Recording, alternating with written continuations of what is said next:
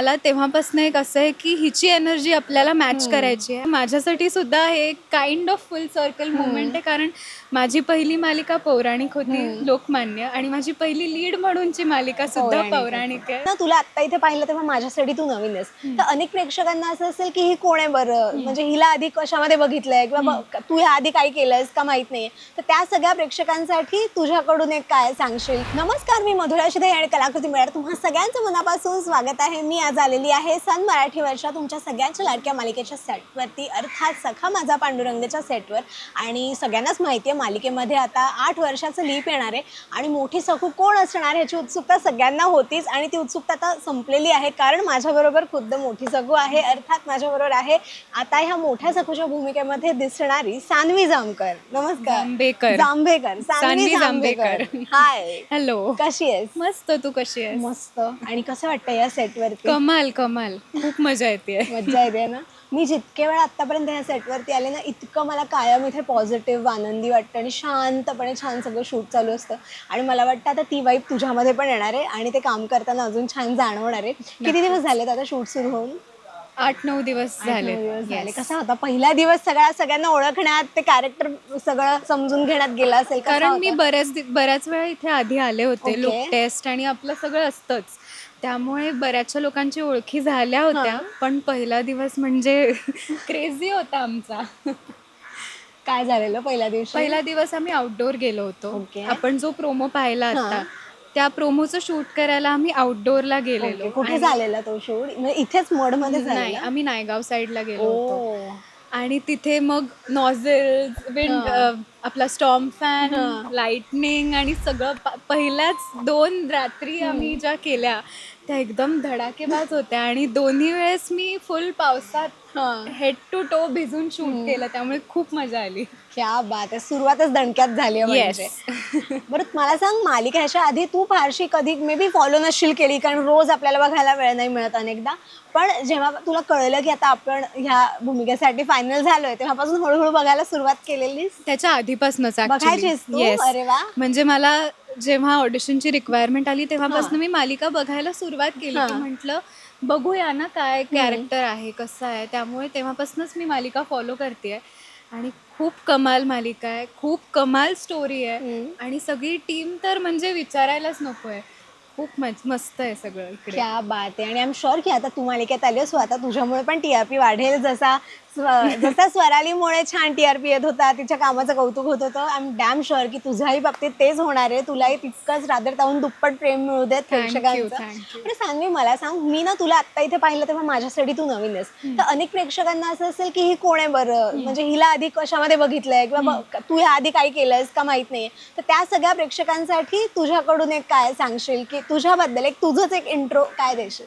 So नमस्कार, मी Saanvi Jambhekar, actor आहे, dancer आहे, मी गाते सुद्धा. मी नृत्य विशारद केलं आहे गांधर्व महाविद्यालयामधनं. मी कथक डान्सर आहे आणि मी गाणंही शिकते, शास्त्रोक्त संगीत. याआधी तुम्ही मला झी मराठीच्या लोकमान्य मालिकेत कृष्णा टिळक यांच्या भूमिकेत पाहिले असेल. अगदीच 2 एपिसोडचं होतं. ती माझी पहिली मालिका आणि तीही पौराणिक होती.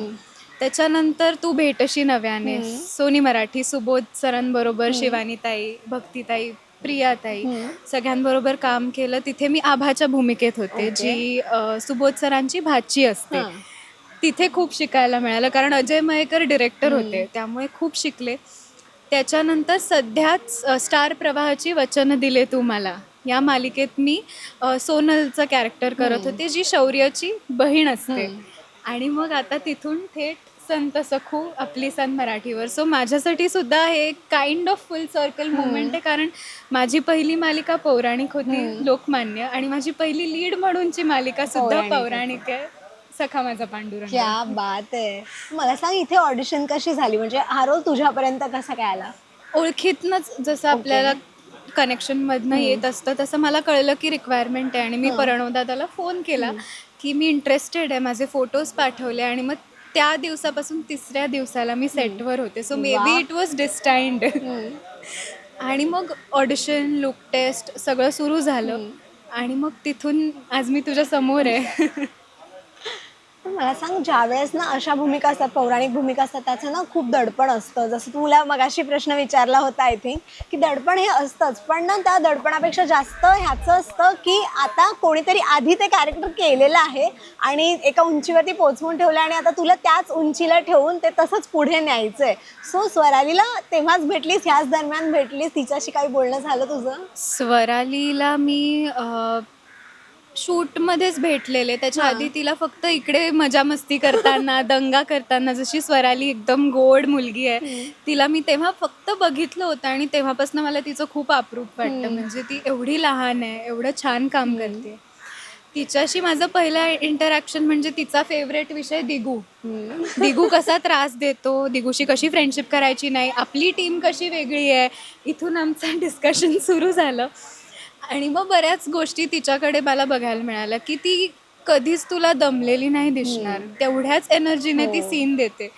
त्यामुळे मला तेव्हापासून एक असं आहे की हिची एनर्जी आपल्याला मॅच करायची आहे आणि हिनी खूप मेहनतीने ते पात्र एका लेवलला नेऊन पोहोचवलं आहे. तर ते तिथून आपल्याला छानरित्या अपवर्ड्स अँड ऑनवर्ड्स ओनली असं ते आहे. त्यामुळे खूप एक वेगळंच फिलिंग आहे माझ्यासाठी. क्या बात आहे. आणि आता मला वाटतं मालिका सुरू झाल्यानंतर, म्हणजे मालिका सुरूच आहे, पण आता हा ट्रॅक सुरू झाल्यानंतर खूप छान इंटरेस्टिंग गोष्टी घडणार आहेत. कारण जसं मगाशी प्रेस कॉन्फरन्स झाली एक, आणि त्यामध्ये असं सांगितलं गेलं की आता मोठ्या सगूला पण तितकाच त्रास सहन करावा लागणार, रादर दुप्पट.